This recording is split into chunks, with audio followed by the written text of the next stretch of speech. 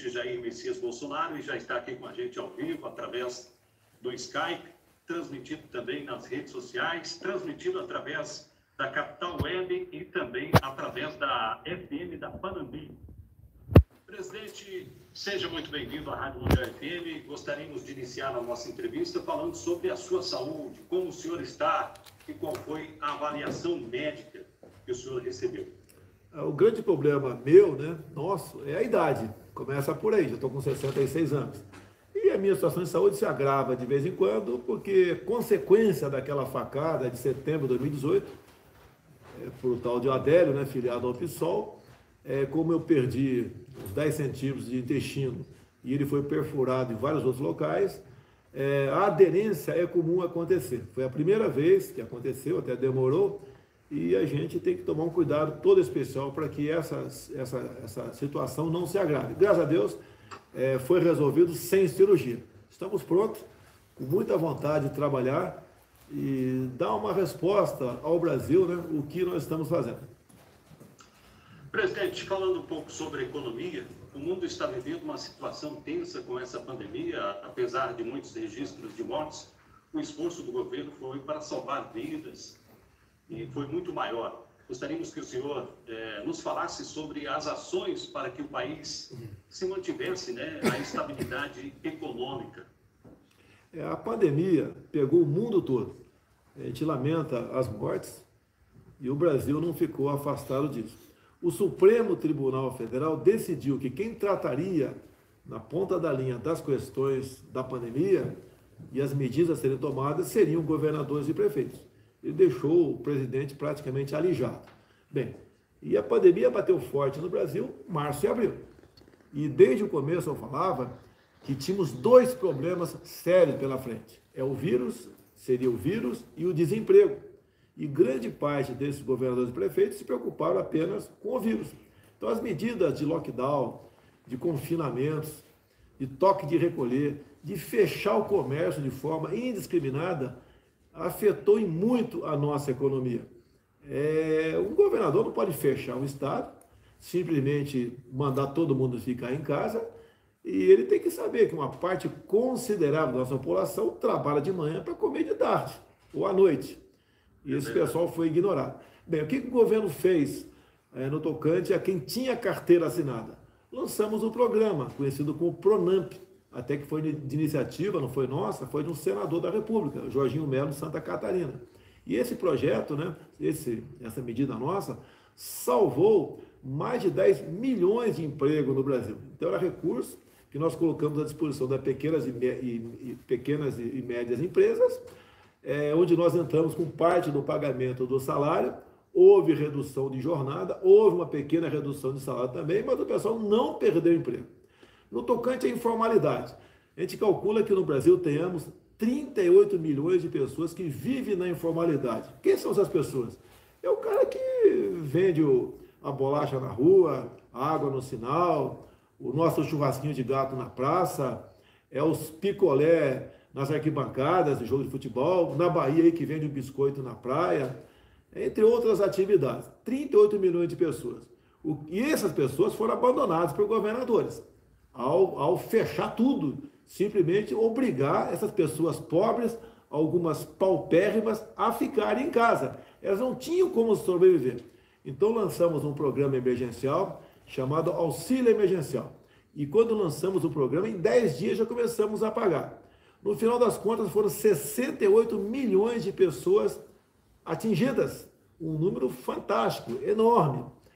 Bem, e nós pagamos então, de março a dezembro, 10 parcelas do auxílio emergencial. No primeiro momento foi de R$600. Isso implicava, por mês, um endividamento da União em torno de 50 bilhões de reais. Olha o montante. Nós sabemos que tudo devemos fazer pela vida, mas temos um limite de endividamento. Então, diminuímos na frente o valor do auxílio emergencial para metade disso e concluímos o ano. Então, em torno de 320 bilhões de reais nós destinamos ao auxílio emergencial. Isso equivale a mais de 10 anos de Bolsa Família. Então, esse número fantástico evitou, sim, que o desespero bater-se na porta dessas pessoas mais humildes. Conseguimos manter, então, o povo com uma pequena renda, mas que era o suficiente para eles se alimentar. Eu sei que de maneira não muito suficiente, sei disso, mas se alimentou. Imagine 38 milhões de pessoas com fome. O que poderia acontecer nas periferias e nos grandes centros? Poderia haver saque ao supermercado e outras ações, né, que a gente não quer nem falar aqui. Então, rompemos o ano de 2020. E olha só, terminamos o ano de 2020 com mais empregados formais, em dezembro de 2020, mais empregos formais do que dezembro de 2019. E acalmamos a população no tocante a isso. Agora, muita coisa veio atrás disso, né? A política de muitos governadores e prefeitos é fique em casa, a economia a gente vê depois. Repito, fique em casa que a economia a gente vê depois. O que aconteceu? Houve um certo desarranjo na nossa economia. Tivemos inflação, né? Não tivemos falta de produtos, tendo em vista, em grande parte, graças ao homem do campo, que não deixou de trabalhar, aos caminhoneiros também, que não deixaram de transportar o que se produzia para todo o Brasil. Tivemos problemas sérios, porque o Supremo deu poderes muito mais para governadores e prefeitos do que para mim. Nós não fechamos nenhum botequim sequer. Nós não fechamos nenhuma estrada, nenhum aeroporto. Agora, muitos governadores, né, proibiram ao longo das rodovias que estabelecimentos comerciais funcionassem. Então, o caminhoneiro não tinha como, muitas vezes, trocar um pneu, arrumar um pneu do seu carro. Não tinha como se alimentar. Foi muito difícil para o Brasil. Quase com essas medidas se quebrou o Brasil. Então, fizemos a nossa parte, atravessamos esse momento difícil da nação e nós agora iniciamos 2021 também com auxílio emergencial de média R$ 250, maior do que a média do Bolsa Família, que está em R$ 192, e temos previsões, né, de fora do Brasil até que a economia deve crescer mais de 5% no corrente ano. No tocante à economia formal, carteira assinada, o Brasil vai indo muito bem. No tocante a esses outros 38 milhões, ainda está faltando muito para que eles restabeleçam o seu poder de compra. Presidente, a nossa cidade é movida pelo agronegócio. Inclusive, na sua primeira eleição em Luiz Eduardo Magalhães, lhe deu a maior votação do Estado, 58,80% dos votos. Que medidas e parcerias o governo tem para melhorar e ajudar esse segmento? Olha, agronegócio, o pessoal do campo, né? Quem trabalha de sol a sol, de domingo a domingo. O que nós fizemos desde o começo do nosso governo, quando não existia ainda a palavra aqui, pandemia, né? Nós resolvemos tomar medidas para estimular o homem do campo a produzir. E o nosso governo, né, temos um lema, né? Nós não queremos atrapalhar quem produz no Brasil. Quando você fala em homem do campo, qualquer fazendeiro aí sempre dormia, né, e acordava preocupado se a sua fazenda ia ser demarcada como terra indígena. Foi uma verdadeira farra de demarcação de terras indígenas em governos anteriores. E nós estamos do lado dos índios. Tanto é que uma parte considerável dos índios apoia o nosso projeto de lei que visa dar poderes ao homem, ao índio, nossos irmãos índios, a fazer a mesma coisa na sua terra que o seu irmão do lado fazendeiro faz. Então nós não demarcamos nenhuma terra indígena sequer. Imagine de repente você acordar, ver publicado em Diário Oficial da União que a sua fazenda foi tomada, né? Vai fazer parte de uma outra terra indígena. Você perde tudo. E grande parte dessas pessoas que perderam tudo, o governo não indenizou, ou indenizou parcialmente. Então, um fator está aí, terra indígena. Também não demarcamos mais quilombolas. Os nossos irmãos afrodescendentes são nossos irmãos, têm o mesmo direito nosso. E também foi uma farra no tocante a quilombolas no Brasil. Bem, evitamos essas demarcações também. Voltando aos índios, você vê uma área maior que a região sudeste. Você imagina a região sudeste, você pega dois grandes estados, São Paulo e Minas Gerais, e mais Espírito Santo e Rio de Janeiro. Uma área equivalente a essa região já está demarcada como terra indígena no Brasil. E já é uma área considerável, você não pode continuar demarcando, senão você simplesmente, tudo vai ser terra indígena ou quilombola em menor proporção. Então isso deu muita tranquilidade ao nosso produtor. Também a questão da segurança. O homem do campo podia ter a sua arma de fogo dentro da sua casa apenas. Isso chama-se posse de arma de fogo. E nós resolvemos estender a posse de arma de fogo para todo o perímetro da sua propriedade. Então, hoje, um homem do campo que tem a posse de arma de fogo, ele passa a poder usá-la em toda a periferia da sua propriedade, e não apenas dentro da sua casa. Pegamos também o ministro Ricardo Salles, do Meio Ambiente. Salles, há um verdadeiro abuso no tocante a multas no campo. É um abuso isso aí. E essas multas, em parte, retroalimentam a própria indústria da multa, porque fica com o IBAMA. O que acontece com a multa? Você pode ser multado com o teu carro na cidade, mas você tem o direito ao contraditório e também ali conversar com o guarda. Me desculpa, eu não vi a placa, está escondida. E a multa é a última instância. Então acertamos com o Salles que o IBAMA devia fazer a mesma coisa, multar o homem do campo, sim, quando se fizer necessário, e não por qualquer motivo. E diminuir, então, o número de multas no campo na ordem de 80%. No tocante ao escoamento do que o homem produz, que eles sempre diziam, né? Estamos bem da porteira para dentro, da porteira para fora, não. O Tarcísio, com sua inteligência, viu os grandes gargalos para escoar o que o homem do campo produzia. Um exemplo muito claro que a gente coloca aqui é a BR-163, que passa lá pelo Pará. Tínhamos um pequeno trecho que faltava asfaltar, 50 quilômetros. Só que, em época de chuva, um caminhão que transportava o que se produzia no campo levava, em média, uma semana para romper 50 quilômetros. Ele asfaltou isso em tempo recorde. Então, a grande demonstração de que estamos preocupados com que o produto do campo seja transportado mais rapidamente para os portos, para exportação. Cai, obviamente, o preço do frete, bem como o produto chega nas prateleiras dos supermercados com preço mais em conta. Estamos ultimando aqui, por exemplo, a ferrovia Norte-Sul, que vai do posto de Itaqui, do Maranhão, passa por Tocantins, Goiás e morre ali no Porto de Santos, em São Paulo. É um trecho de pouco mais, se eu não me engano, quase 3 mil quilômetros. E faltava quase metade disso ser concluído. Vai ser concluído no corrente ano. Isso vai baratear muito os produtos, bem como vão ganhar tempo, né, para transportar este material. Então, essas medidas levam paz, tranquilidade ao homem do campo. Por outro lado, também, a ministra Tereza Cristina da Agricultura, ela é uma pessoa que tem feito um trabalho excepcional fora do Brasil, onde cada vez mais mercado para o produto brasileiro tem aparecido. E o mundo está carente de alimentos. E nós estamos exportando muita coisa. Obviamente, isso reflete no preço aqui dentro. Se aumenta o preço de produtos aqui dentro. Mas nós temos uma política do livre mercado.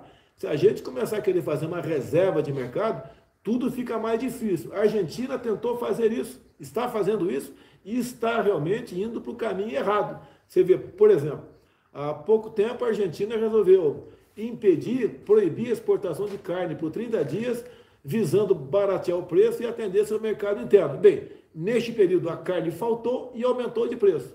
E nós, para combater isso, o que nós estamos fazendo? Colocamos a Caixa Econômica nessa roda. Hoje em dia, não apenas o Banco do Brasil, mas a Caixa Econômica Federal, que vai inaugurar esse ano em torno de 200 agências voltadas para o agro em todo o Brasil, em especial para atender a agricultura familiar.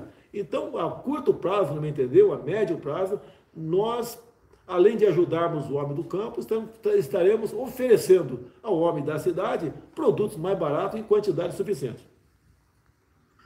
Presidente, para finalizar, sabemos que a agenda do senhor é corrida aí. Para finalizar, gostaríamos de saber e que o senhor falasse sobre o futuro político partidário. O senhor volta para o progressista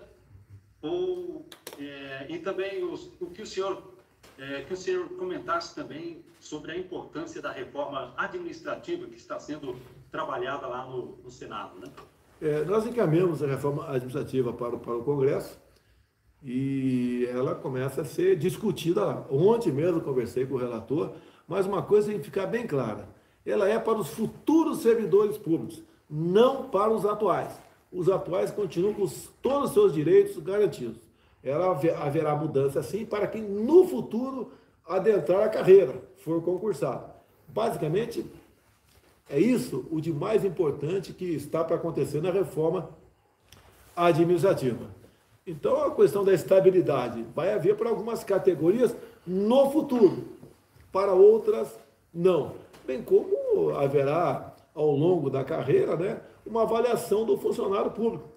A grande maioria bons funcionários não vão ter problema nenhum. A minoria poderá ter problema quando fizer a sua prova para avaliar a sua eficiência no serviço público. E repito, será para os futuros servidores públicos e não para os atuais. Quanto à política é... Eu não quero entrar em muitos detalhes agora, porque a nossa preocupação é realmente administrar o Brasil. É natural, obviamente, né? Eu tenho que ter um partido político. Eu não sei se vou disputar as eleições do ano que vem. Devo disputar, eu não posso garantir. E temos conversado com vários partidos, entre eles o Partido Progressista, ao qual eu integrei por aproximadamente 20 anos, ao longo de 28 que eu fui deputado federal. Trouxe para dentro da presidência agora o ministério mais importante nosso, que é o da Casa Civil, o senador Ciro Nogueira, do Piauí. Então, é um homem adequado para conversar com o parlamento. E o general Ramos foi para outro ministério palaciano. E aquela história, né? O general Ramos é uma pessoa nota 9. Ele não é 10 porque falta para ele um pouco de conhecimento para melhor conversar com o parlamentar. É a mesma coisa eu querer que o Ciro Nogueira converse com o alto comando das Forças Armadas. Ele não sabe como conversar de forma adequada, vamos assim dizer. Então, nós estamos acertando a chefia da Casa Civil com o Ciro Nogueira, um senador que está agora no Senado, mas teve 6 mandatos de deputado federal e foi meu companheiro de casa por muito tempo. Eu tenho certeza que a interlocução melhorará e muito. É um ministério muito importante para nós, tendo em vista que nós temos que conversar com o parlamento brasileiro. E ninguém melhor do que o senador experiente, como Ciro Nogueira, que foi meu colega por muito tempo dentro da Câmara dos Deputados. Presidente, gostaria de agradecer imensamente, dizer que é um marco histórico para a Rádio Mundial entrevistá-lo, o presidente do Brasil, e aqui na cidade onde o senhor teve aí uma margem considerável de votos nas eleições. Deixar um grande abraço, deixar também o desejo de muita sorte na administração do Brasil, saúde para o senhor, e também deixar um abraço da minha filha, que ela falou, olha, por favor, fale para o presidente que eu mandei um abraço para ele, a Catiele Munique, também o Jamerson Valenzuela, deixar um abraço aí para o senhor e eu desejo que tudo dê certo aí para frente aqui no nosso Brasil. Me dá um minuto só mais, por favor. Hoje, às 19 horas, é o dia da minha live semanal. Hoje não tem... Amanhã, nossa live semanal, né? 19 horas. Então, nós vamos mostrar as inconsistências do sistema eleitoral nosso. Muitas questões realmente que levam a gente a desconfiar do atual sistema eleitoral. O que nós queremos é um voto impresso. Não é você votar no papel. Você não bota a mão no papel. Você digita o nome dos seus candidatos, ele aparece na tela, e depois você aperta um botão e esse voto, então, é impresso num pedaço de papel que cai automaticamente dentro da urna. É uma maneira de você realmente acreditar nas eleições. Nós queremos eleições democráticas e o voto democrático. Dizer mais ainda, na sexta-feira eu recebo aí o presidente de Cabo Verde, então não poderei acompanhar o Rogério Marinho em Guarabira, Paraíba. Ele vai entregar 500 casas do programa aí, Casa Verde e Amarela. E no sábado, abusando de vocês, eu vou estar em Presidente Prudente, em São Paulo. Vamos inaugurar o Hospital do Câncer, né? Uma reivindicação antiga dos moradores da região. E logo depois, como é sábado, eu vou dar um passeio de moto lá em Presidente Prudente. Muito obrigado pela oportunidade. Inclusive, se o senhor me permite, eu gostaria de deixar também aqui que tem uma mega manifestação pela democracia pró-Bolsonaro. Dia 1º de agosto, vamos às ruas pelo voto impresso auditável. O encontro será em frente ao Posto Paraíso, aqui na cidade de Luiz Eduardo Magalhães. Em apoio aí ao voto. Eu convido a todos a comparecer, não vou estar presente aí. Eu prefiro chamar de voto democrático, né? Eleições democráticas. E realmente você só pode acreditar numa democracia se aquela pessoa em que você realmente votou, o voto vá para aquela pessoa, não interessa quem quer que seja.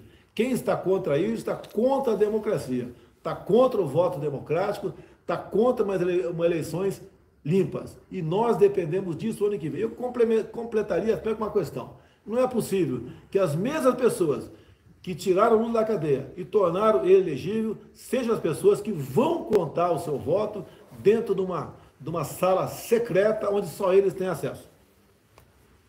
Gostaria mais uma vez de agradecer ao senhor e dizer que a Rádio Mundial FM está à disposição para qualquer outras eventualidades e outras questões que o senhor queira colocar. Estaremos sempre com os microfones da rádio aberta ao senhor aqui. Obrigado, um abraço a todos os baianos. Um abraço, presidente. Muito bem, estivemos aí.